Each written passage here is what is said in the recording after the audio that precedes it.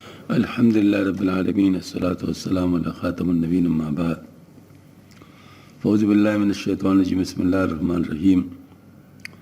معزز خواتین و حضرات، آج اتوار کا دن ہے۔ اتوار کے دن ہمارے یہاں مولانا روم رحمۃ اللہ علیہ کی مثنوی کا درس ہوتا ہے۔ اس میں جو حکایات ہوتے ہیں اس کے ذریعے سے بہت مفید مضامین بیان کیے جاتے ہیں۔ تو ابھی جو شعر پڑھا جا رہا ہے، او شفیع است ای جہاں و آ جہاں، ای جہاں در دین و آ جا در جنا۔ پس آپ اپنی امت کے شفیع یعنی دعائے خیر کرنے والے، اس جہاں میں بھی اور اس جہاں میں بھی۔ اس جہاں میں تو دین کے بارے میں کہ دین اکمل کی طرف ہماری رہبری کی، اس جہاں میں جنت کے بارے میں کہ جنت کی طرف ہماری رہنمائی فرمائی، کیونکہ آپ صلی اللہ علیہ وآلہ وسلم کو اللہ پاک نے شفیع بنایا ہوا ہے۔ تو اس جہان میں تو ہدایت کا ذریعہ ہے، کیونکہ ہدایت کی رہنمائی آسوس امی کی طرف سے، اور وہاں پر انشاءاللہ حضرت کی برکت سے جنت میں انشاءاللہ جائیں۔ ای جہاں گویت کہ تو رہشان و ماں، وہاں جہاں گویت کہ تو محشان و ماں۔ اس جہاں میں حضور یوں دعا کر رہے ہیں کہ الہی ان کو ہدایت دے دے، اس جہاں میں یوں دعا کریں گے کہ الہی ان لوگوں کو اپنے دیدار جو مشابہ ماہ تمام ہے دکھا دے۔ ایک شاعر ثانی گویت فعل کا فاعل ای جہاں، وہاں جہاں کو ٹھہرائے، اور یہ بات ہے جن کی زبان حال سے قرآن کا تعلق کیا ہے۔ حالانکہ یہ شعر اوپر کے شعر او شفیع است ای جہاں و آ جہاں کی تفسیر اور آپ کی شفاعت کی تفصیل ففا۔ دوسرے مصرع میں اس حدیث کی طرف اشارہ سے ترون ربکم یوم القیامت کما ترون القمر لیلۃ البدر، تم اپنے پروردگار قیامت کے روز اس طرح دیکھو جس طرح چودھویں رات میں چاند کو دیکھتے ہو۔ ان دونوں شعروں میں حضور صلی اللہ علیہ وسلم کی دعاؤں کا ذکر ہے جو آپ دنیا اور آخرت میں امت کے لیے کر رہے ہیں۔ آگے ان دعاؤں کا خلاصہ خاص دعا کے الفاظ میں ذکر فرماتے ہیں۔ پیش اش اندر ظہور و در کمون اہدی قومی انہم لا یعلمون۔ آپ کا دستور تھا کہ عالم دنیا اور عالم آخرت کے باب میں یہی دعا کرتے کہ الہی میری امت کو ہدایت دے کہ وہ بے خبر ہے۔ یعنی دنیا کے تعلق سے دعا کا مطلب یہ ہے کہ وہ دین پر قائم رہے، یا اگر اس دنیا میں داخل نہیں ہوئے تو داخل ہو جائیں، اور آخرت کے تعلق سے مطلب ہے کہ وہ جنت میں جانے کی توفیق دے۔ اور اگر یہ کہا جائے کہ یہ دعا آپ نے اپنے مخالفین کے حق میں کی تھی، لہٰذا مومنین کے حق میں اس کو فرض کرنا خلاف واقع ہے، تو جواب یہ ہے کہ کلمات دعا میں کوئی خصوصیت کفار کی نہیں، ہدایت کی ضرورت کفار و مومنین سب کو ہے۔ نماز میں ہر مومن دعا کرتے ہیں اہدنا الصراط المستقیم، اور قوم کا لفظ ہے کہ اگر اس میں مخالفین کفار داخل تو مومنین بطریقہ اولا داخل ہے۔ اگر ظہور و مکون کے معنی میں تکلف نہ کیا جائے جو اوپر ترجمہ کیا تو صاف سیدھا ترجمہ یوں بھی ہو سکتا ہے کہ آپ کا دستور تھا کہ اعلانی و خفیہ دعا کرتے تھے کہ اللہم اہدی، مگر چونکہ دنیا و آخرت کا ذکر اوپر سے ہر شعر میں بالمقابل چلا رہا ہے اور اگلے شعر میں بھی یہی ذکر تقابل موجود ہے، لہذا بعید نہیں کہ مولانا کے مراد ظہور و کمون سے دنیا اور آخرت میں ہی ہو، بس یہ تکلف بے محل نہیں۔ واللہ عالم بالصواب۔ باز گشتہ از دمی او ہر دو باب، درد و عالم دعوت مستجاب۔ یعنی دونوں جہانوں میں آپ کی دعا مقبول ہونے کا مطلب پہلی تقدیری پر یہ ہے کہ دنیا میں جب آپ نے اپنی امت کی دائر کے لیے دعا کی تو مقبول ہو گئی، اور جب آخرت میں ان کی نجات کے لیے دعا کریں گے تو بھی مقبول ہو جائے گی، جیسے کہ حدیث شریف اس پر شاہد ہے۔ دوسری تقدیر پر یہ مطلب ہے کہ امت کے دنیا اور آخرت بہبودی کے لیے آپ نے جو دعا کی وہ مقبول ہو گئی۔ ایک تنبیہ ہے، مفتاح العلوم کے پہلی جلد میں جب اطراف ملک مشاہیر اور طبقہ و جماعت کے لوگ اس کا مطالعہ کا موقع ملا تو ایک دوست نے رقم کو ایک خاص شعر کے متعلق ہے کہ مثنوی کی سیاش اور اس کی شرح جو آپ نے لکھی ہے، مرزائی لوگ ختم نبوت کے خلاف سند پکڑتے ہیں اور کہتے ہیں کہ دیکھو تمہارا مولانا بھی اپنی شرح میں تسلیم کرتا ہے کہ سلسلہ نبوت ختم نہیں ہوا۔ وہ شعر یہ ہے: شعلہ ہا با گوہراں گردہ بود، شعلہ جانب رود ہم کا بود۔ یہ شعر بادشاہ عبود دیگر کی حکایت کے آغاز میں ہے۔ ہر چند اس شعر کی اس کی شرح سے مرزائی قادیاں کا اپنے مذہب اصلاح کرنے ان کی کم فہمی ہے، تاہم عوام کی غلط فہمی رفع کرنے کے لیے تیسری ایڈیشن میں اس مقام کو اور واضح کر دیا گیا۔ ہمیں تعجب آتا ہے ان لوگوں کی ستم ظریفی پر جو ایک مصنف کے مصنف اور مشہور عقیدہ اور اس کے واضح روشن مسئلے کے خلاف کوئی بات اپنے مذہب کی تائید میں استعمال کرنے لگتے ہیں۔ حقیقت میں یہ لوگ جس طرح خدا سے شرم کرنے بے نیاز ہے، اس طرح دنیا کی شرم سے بھی مستغنی ہے۔ اب قادیانیوں کو چاہیے کہ مثنوی کے نشان میں جو آگے آتے ہیں معلوم کر لے کہ مولانا کا عقیدہ ختم نبوت کے بارے میں کیا ہے۔ بحری خاتم شدست او کے بجود مثل اونے بود اونے خواہند بود. آپ صلی اللہ علیہ وسلم خاطب انہیں اس لیے ہوئے کہ فضل ثانی میں نہ کوئی آپ کا مثل ہوا اور نہ آئندہ آپ کے مثل ہوں گے. یعنی پیچھے آپ صلی اللہ علیہ وسلم کے تمام انبیاء علیہ السلام سے افضل منوں کی یہ دلیل دی تھی کہ انبیاء سابقین نے جو عمر قلوب غیر کشادہ چھوڑی تھی وہ آپ کی بدولت کشادہ ہوئی. نیز آپ کی شفاعت دونوں جانوں پر حاوی، اور یہ بات کسی دوسرے نبی کو حاصل نہیں تھی. یہاں سے آپ کے خاتم النبیین ہونے سے آپ کی افضلیت کا ثبوت پیش فرماتے، جس کا مطلب یہ کہ جو آپ کو اللہ تعالیٰ نے تمام انبیاء سے آخر مبعوث فرمایا اور آپ کے بعد کوئی نبی مبعوث نہیں ہوگا، تو اس میں نقطہ مرکوز ہے کہ آپ نے خاتم کمالات بھی ہیں. لیکن جس طرح آپ کے ساتھ سلسلہ نبوت ختم ہو، اس طرح ترویج دین، تکثیر مومنین، افاد علوم، اصلاح رسوم، ہدایت انام، تحفیظ اصلاح اقوال، اصلاح اخلاق، اصال الحق، تعظیم نفوس، تدیر قلوب وغیرہ باتیں بھی آپ سے بوجہ اکمل ظہور میں آئی ہے، جس کی نظیر کسی دوسری نبی سے ظاہر نہیں ہوئی. آگے اس کی مزید توضیح فرماتے. یہ اصل میں ایک بات یاد رکھنی چاہیے. حضرت سید سلیمان ندوی رحمۃ اللہ علیہ نے ایک بات ارشاد فرمائی ہے جو کہ آپ بہت اہم بات ہے. وہ فرماتے ہیں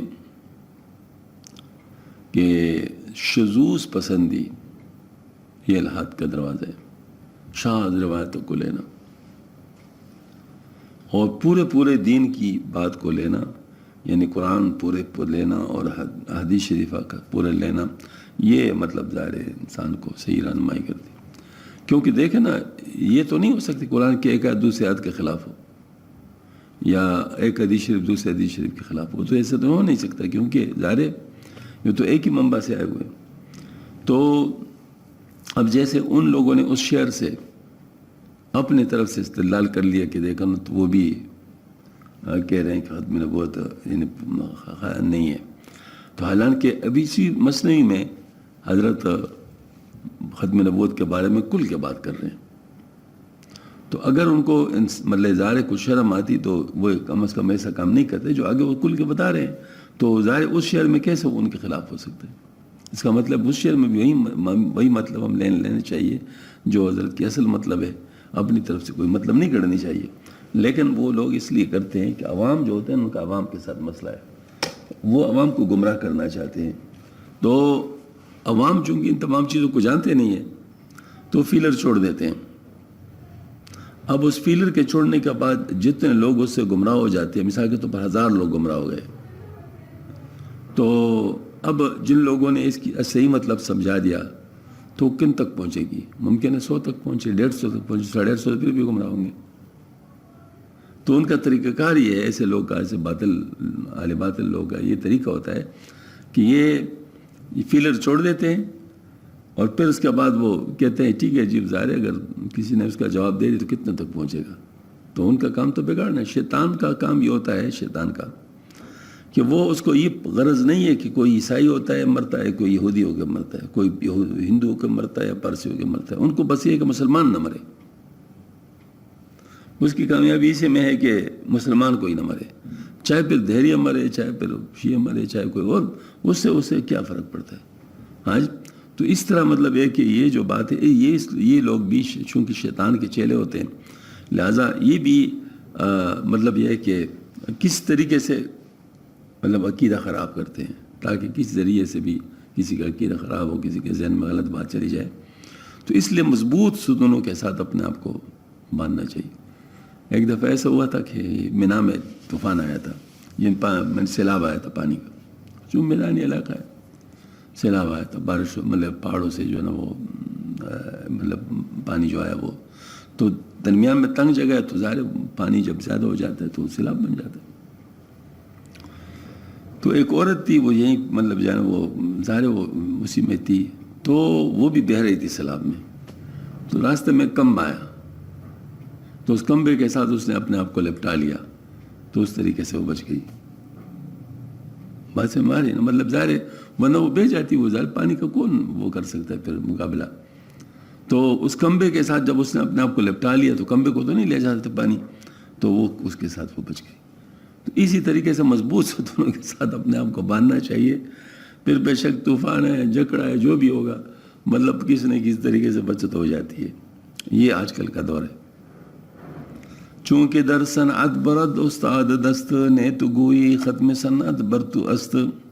جب کوئی استاد فن کی صنعت میں فائق ہوتا ہے تو کیا تم اس کو بطور مدح یہ نہیں کہتے کہ صنعت تم پر ختم ہے؟ ٹھیک ہے، ہاں جی. در کشاد ختمہ تو خاتمی، در جہان روح بخشا تو خاتمی. اس طرح تم آپ صلی اللہ علیہ وسلم سے بھی عرض کرو کہ یا حضرت فدا کا امی و ابی، آپ ان مہروں کی کشادہ کرنے میں خاتم ہے اور ایمان و عرفان کی روح بخشنے والوں کے عالم میں خاتم ہے. یعنی ایمان و عرفان کی روح بخشنا یہ انبیاء علیہ السلام کا کام ہے، جس سے خاتم تائی سی مضر بخشنے میں تمام اشیاء سے افضل تھا، اس طرح آپ کے کمالات باطن کے دولت بخشنے میں تمام انبیاء سے افضل ہے.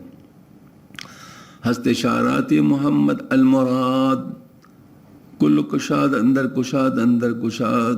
غرض محمد صلی اللہ علیہ وسلم کی فرمائی رموز سب کے سب فتوح در فتوح ہیں. یعنی ممکن ہے کہ اشار سے مطلق امر ارشاد مراد ہے کہ عربی اشار الیہ بقضا، یعنی بمانے امر بھی آتا ہے قضا فی القاموس، پھر کس توجیہ و تعویل کی ضرورت نہیں.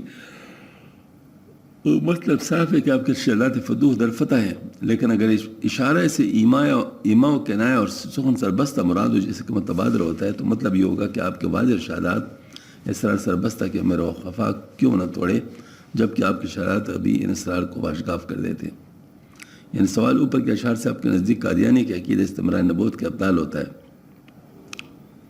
مگر بظاہر ان اشعار سے عقیدے کی تائید ہو رہی ہے. یعنی ان اشعار کا مطلب ہے کہ آپ سے جو خاتم النبیین کہا گیا تو اس لحاظ سے نہیں کہ سلسلہ نبوت اب پر ختم ہو گیا، بلکہ اس اعتبار سے کہ انبیاء علیہ السلام کے کمالات اب پر ختم ہو گئے.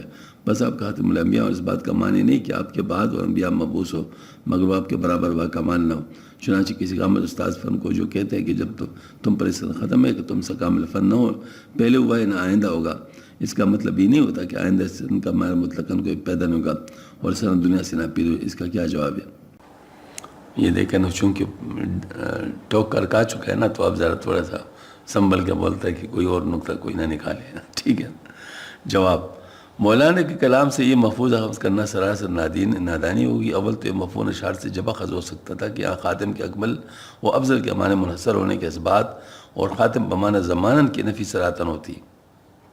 ولیس کذالک، دوسرے امور مفہوم اخذ کرنا جب صحیح ہو تاکہ مصنوی کے دوسرے مقام سے عملان کے حوالے زندگی ثابت ہو کہ وہ ختم نبوت کے قائل نہیں تھے، یہ امر بھی محال ہے، بلکہ مصنوی کے دیگر مقامات سے ختم نبوت زمانن کی تائید بھی پائی جاتی ہے. چنانچہ اس مقام میں چند اشعار اوپر یہ اشعار گزرا ہے جس میں بتصریح آپ کے عقیدہ ختم نبوت کا ثبوت ملتا ہے.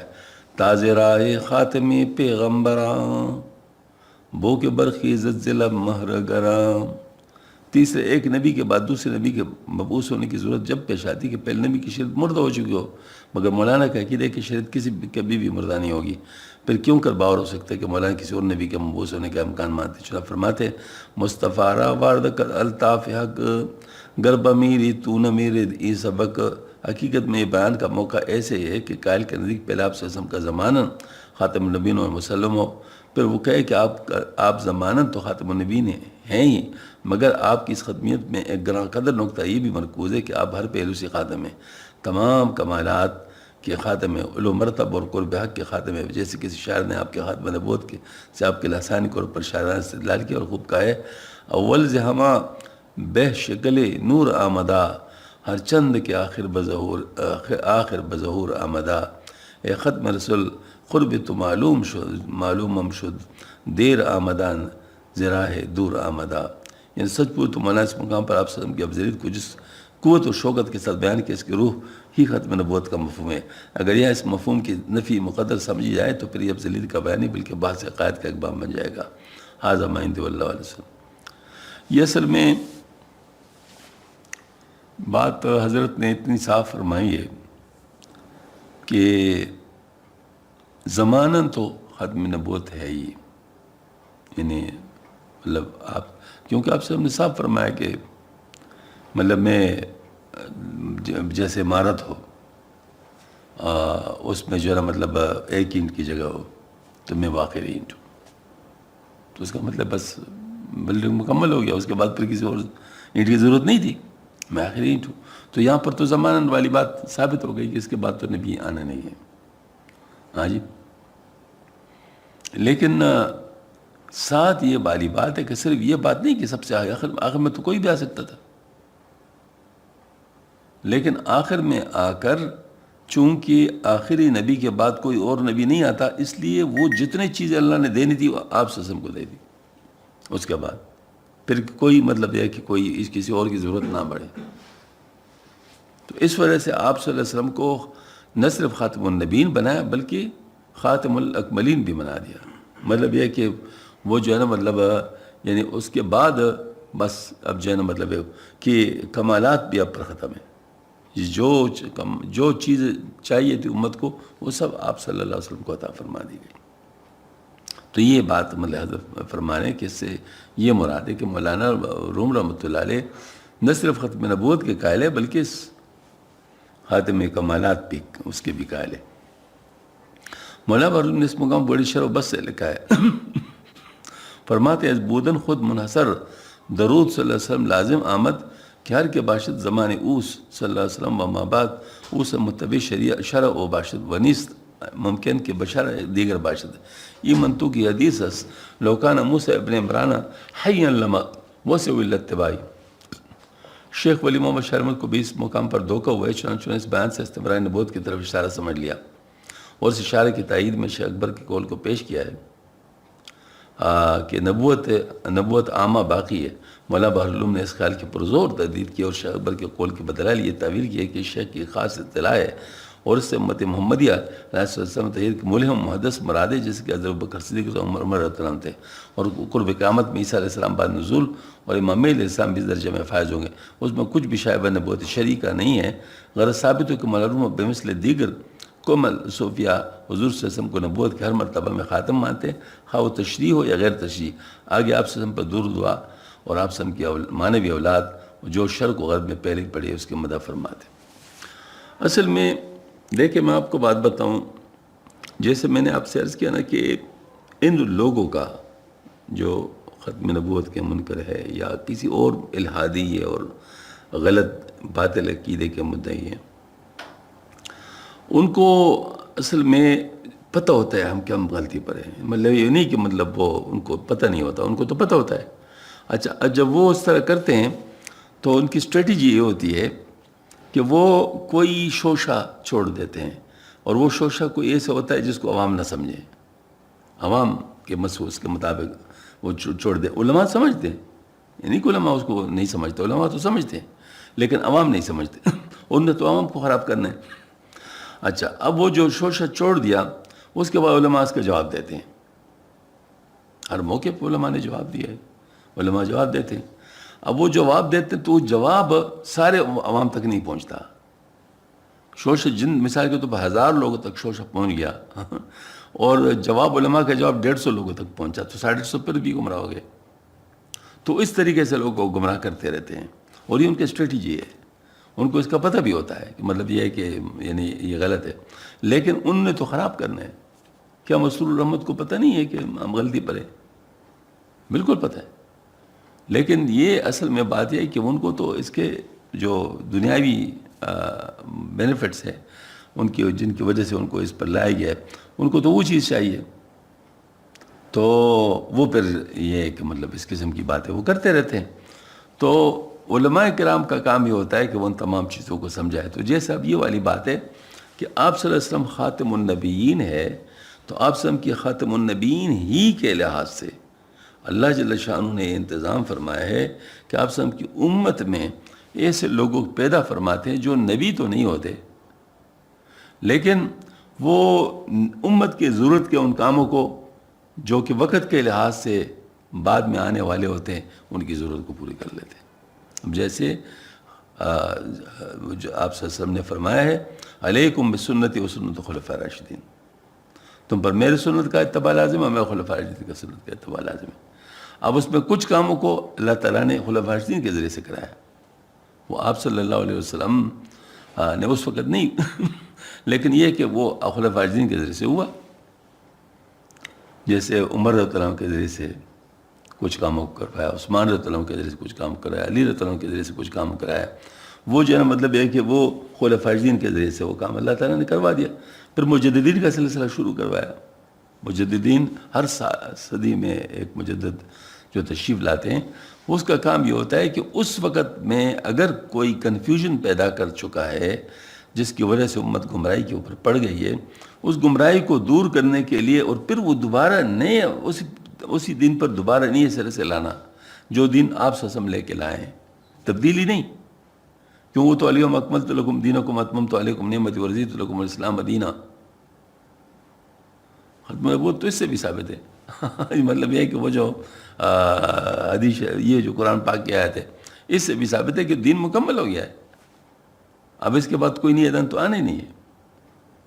تو یہ چیز جو ہے مطلب یہ ہے کہ یہ والی بات کہ آپ صلی اللہ علیہ وآلہ وسلم کی امت کہ وہ خاص لوگ جن سے اللہ پاک امت کی ہدایت کا کام لیتے ہیں، اور پھر آپ صلی اللہ علیہ وسلم نے فرمایا کہ میرے امت کے علماء بنی اسرائیل کے پیغمبروں کی طرح ہے، تو مطلب نبی تو نہیں ہے لیکن علماء ہیں، لیکن یہ بات ہے کہ وہ کام اس طرح کریں گے کیونکہ نبی تو آنا نہیں ہے، تو اب ان کا کام یہ ہوگا کہ وہ جو کام یعنی مطلب انبیاء نے کرنا ہوتا تھا اس وقت، کیوں دیکھیں نا اولو العزم پیغمبر اور عام پیغمبر ان دونوں میں فرق ہے۔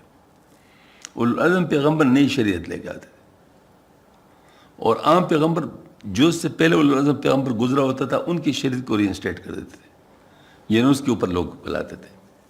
تو اب وہ کام جو ہے وہ مجدد کر رہے ہیں، جو عام پیغمبر اس وقت کرتے تھے وہ کام اب اس وقت مجدد کر رہے ہیں۔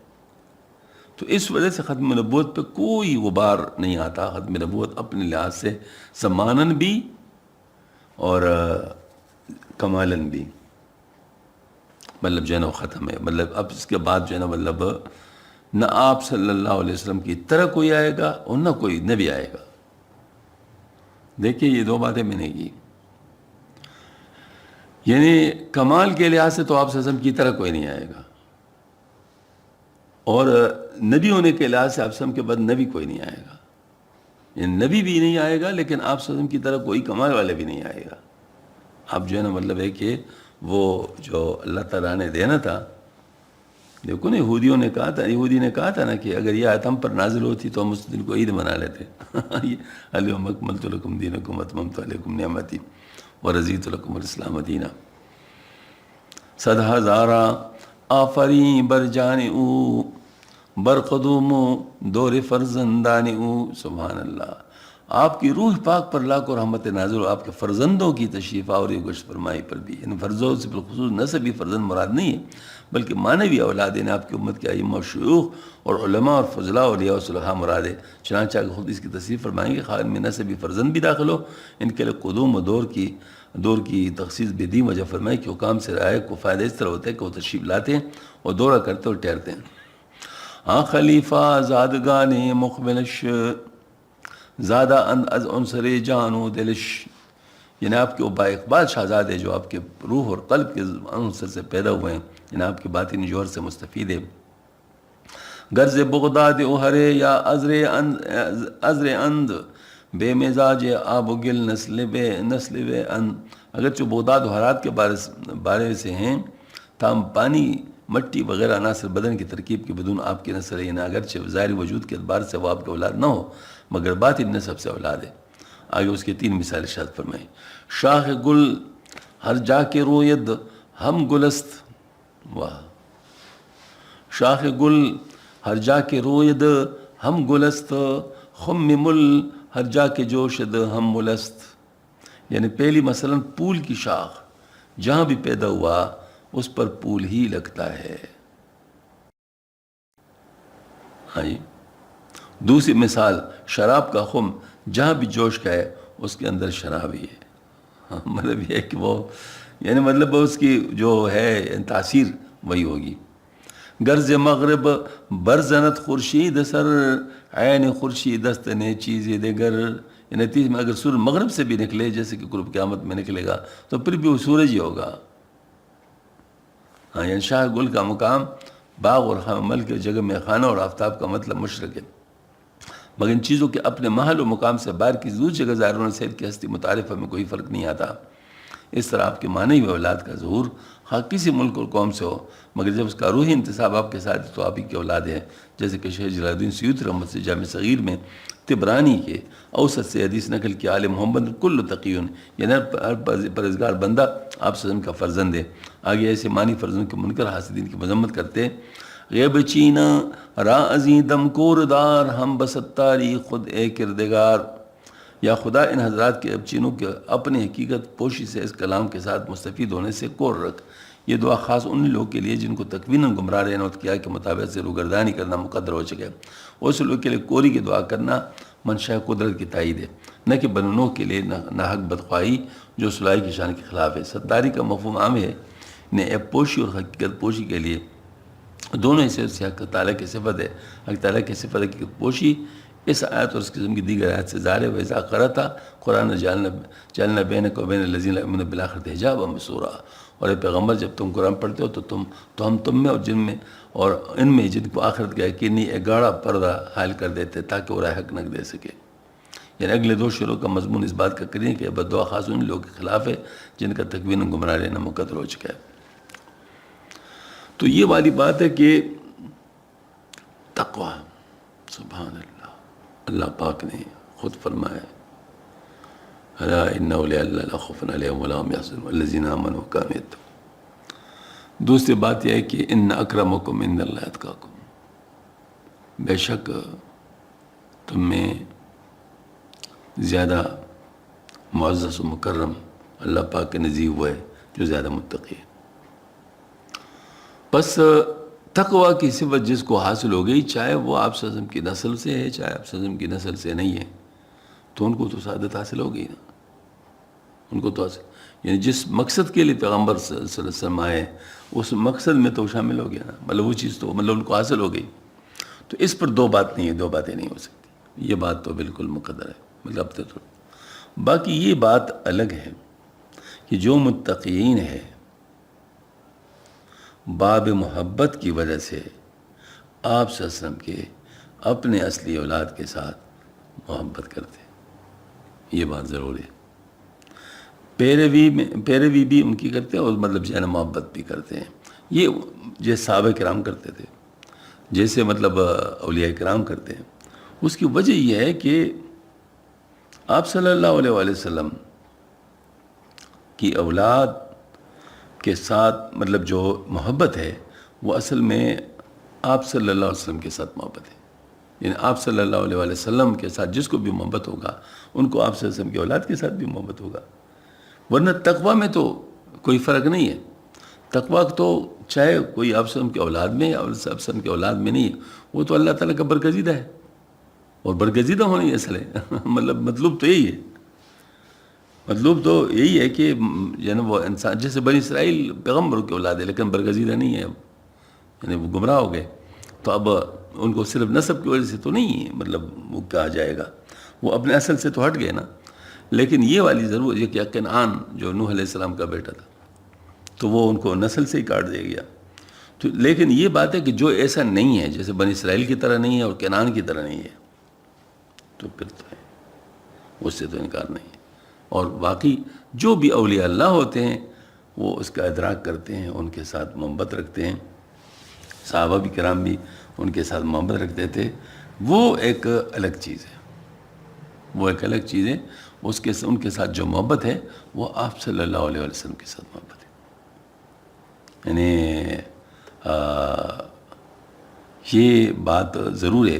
دو چیزوں کے بارے میں آپ صلی اللہ علیہ وسلم نے مطلب ظاہر فرمایا، ایک تو صحابہ کرام کے بارے میں کہ اللہ فی اصحابی لا تتسم ارضا من بعد فمن احبهم فبحب احبهم ومن ابغضهم فببغض ابغضهم، تو ظاہر مطلب ہے کہ صحابہ کرام کے جو برا سمجھتے ہیں وہ پھر آپ سب کے قریب نہیں آ سکتے۔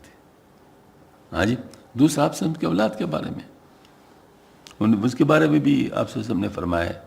تو یہ بات مطلب اپنی اپنی جگہ پر یہ تین جو ہیں مطلب حیثیتیں، ایک آپ صلی اللہ علیہ وسلم کے عام صحابی کی حیثیت، ایک آپ صلی اللہ علیہ وسلم کی زوج مطہرہ اور ہماری ماں ہونے کی حیثیت سے، اور تیسرا جو ہے نا اہل بیت ہونے کے ساتھ، یہ تینوں چیزیں جو ہے نا وہ ایسے ہیں جس سے آپ صلی اللہ علیہ وسلم سے جو روشنی ہم تک پہنچتی ہے ان تینوں میں سے ان تینوں میں سے کسی کے ذریعے سے پہنچ رہی ہوتی کسی بھی چیز میں. لہذا جس نے تینوں سے لے لیا تو انہیں پورا لیا, جن نے ان میں سے کسی سے لیا کسی سے نہیں لیا تو اس نے ناقص لیا, اور جنہوں نے کسی ایک کی مخالفت کی انہوں نے کچھ بھی نہیں لیا. بس یہی ساری بات. گفت حق چشم خفاش بدسگال بستم منزفتا بے مثال. حق تعالیٰ فرمایا کہ میں نے بدخواہ چمگادڑ ان کافروں کی باطنی آنکھیں جمال محمد صلی اللہ علیہ وسلم کے آفتاب بے مثال کے دیدار سے بند کر رکھی ہیں. یعنی چنانچہ اللہ تعالیٰ فرماتے وَتَرَاهُمْ يَنظُرُونَ إِلَيْكَ وَهُمْ لَا يَبْصِرُونَ, اور اے مخاطب وہ تجھ کو ایسے دکھائی دے گویا تیری طرف ٹکر ٹکر کر دیکھ رہے ہیں, حالانکہ وہ دیکھتے خاک بھی نہیں. اور فرمایا اولئک الذین لعنهم اللہ فاصمهم واعمی ابصارهم, یہی وہ لوگ جن پر خدا نے لعنت کی, ان کو حق بات سننے سے بہرا اور راہ راست کے دیکھنے سے ان کی آنکھوں کو اندھا کر دیا. اصل میں اس میں انسان کو ذرا تھوڑا سا خیال رکھنا چاہیے ان آیات مبارکہ کا مفہوم سمجھنے کے لیے, کیونکہ بعض لوگ کو شیطان اسی سے گمراہ کر لیتے ہیں کہ جب اللہ پاک نے ان کو کر دیا تو پھر مطلب وہ کیوں مطلب وہ ہے مجرم ہے. وہ یہ کہ انہوں نے چاہا اور اللہ پاک نے کر دیا, انہوں نے یہی چاہا. مطلب یہ دیکھیں نا اللہ پاک تو ہدایت دے رہا ہے, لیکن جو نہیں لینا چاہتے تو اگر اللہ پاک کوئی نہیں لینا چاہتے تو اللہ فرمایا اچھا جی نہ لو, تمہیں نہیں دیتا. اب وہ جو نہیں دیتا اللہ پاک تو اس کا مطلب یہ کہ وہ چاہتے نہیں ہیں, لہٰذا اس کو نہیں دیتا. جو چاہتے ہیں یہ تو صاف بات ہے کہ جو چاہتے ہیں ان کو اللہ ضرور دیتا ہے, نص قطعی سے ثابت ہے. والذین جاہدوا فینا لنہدینہم سبلنا, وہ تو بالکل قطعی بات ہے کہ جو چاہتے ہیں ان کو تو ضرور دیتے ہیں, لیکن جو نہیں چاہتے تو ظاہر انہوں نے اپنے اوپر بند کر لیا. تو چونکہ انہوں نے ارادہ کیا اللہ پاک نے اس ارادے کی تکمیل کر دی. تو کیا تو اللہ نے لیکن ان کے ارادے سے ہوا, کیا تو اللہ نے لیکن ان کے ارادے سے ہوا. اس کی مثال میں آپ کو بتاتا ہوں. ایک شخص ہے وہ کوئی غلط کام کرتا ہے, گناہ ہے, حدیث شریف کے مطابق اس کے دل پہ سیاہ نقطہ لگ جاتا ہے. توبہ کرے گا دور ہو جائے گا, نہیں کرے گا تو رہ جائے گا. اب ایک اور گناہ بھی کر دیا, اس کا داغ بھی لگ گیا, پھر ایک اور گناہ کر دیا, پھر ایک اور گناہ, توبہ کر نہیں رہا. نتیجتاً وہ اس کا دل داغوں سے بھر گیا, نتیجتاً وہ سارا دل سیاہ ہو گیا. اب سارا دل جب سیاہ ہو گیا تو اب اس تک اندر کوئی بات نہیں جا سکتی اس کی, کیونکہ اس نے روشنی کے لیے کوئی راستہ چھوڑا نہیں. خود ہی کہتے ہیں وقالوا قلوبنا غلف, تو مطلب انہوں نے کوئی راستہ چھوڑا نہیں. جب راستہ چھوڑا نہیں تو ظاہر اب یہ دیکھیں نا, اس کی نسبت کو اگر دیکھے تو کیا تو انہوں نے خود ہی, کہ انہوں نے توبہ نہیں کیا. لیکن جب ایسی حالت ہو جاتی ہے تو پھر ختم اللہ علیہ قلوبہم ولا سمعہم, مطلب یہ ہے کہ وہ جو ہے نا وہ جیسے مطلب ایسے ہوتا ہے کہ پھر مہر کی نسبت اللہ تعالیٰ اپنی طرف سے کر لیتے ہیں کہ میں نے ان کے اوپر مہر لگا دیا. تو وہ یہ کہ انہوں نے چاہا اور اللہ پاک نے لگا دیا. پھر یہ ہوتا ہے, مطلب یہ کہ بعض دفعہ بعض لوگ جو چاہتے ہیں کہ ایسا ہو تو اللہ تعالیٰ اس کو ایسا کر دیتے ہیں. تو اصل بات یہ ہے کہ اگر کوئی چاہتا ہدایت ہے تو کنفرم بات ہے کہ اس کو ہدایت پر ملتی ہے جو ہدایت چاہتے ہیں. والذین جاہدوا فینا لنہدینہم سبلنا. اس فصلے میں اللہ پاک کی رحمت بڑی وسیع ہے, وہ مطلب جو ہے نا یہ کسی کو ہدایت سے محروم نہیں کرتا اگر کوئی چاہتا ہو. لیکن نہیں چاہتا ہو, زد میں ہو, اڑ گیا ہو, جیسے شیطان ہے. اب شیطان نے کہا مجھے مہلت دے دے, اللہ پاک نے فرمایا مہلت دے دے. پھر اس نے کہا کہ میں یہ کروں گا, یہ کروں گا, یہ کروں گا. تو ظاہر ہے مطلب یہ کہ اس نے مانگا, اللہ نے دے دیا, اب وہ کر رہا ہے. از نظر ہائے خفاش کم وکاس انجم و آشمس نیز اندر خفاس. نظر کی قلت و نقص والی چمگادڑ یعنی کفار کی آنکھوں سے کمالات اولیاء کے ستارے و اجمال محمد صلی اللہ علیہ وسلم کا آفتاب پوشیدگی میں ہے۔ یہاں تک اللہ سے حسد رکھنے، ان کا انکار کرنے والے کی مذمت تھی۔ آگے ایک عنوان کے بات اس حسد و انکار کی علت بیان فرماتے ہیں، یعنی کبر و غرور کہ اس سے بے دین لوگوں کو اہل اللہ کی مطابقت کرنے سے آر آتی ہے۔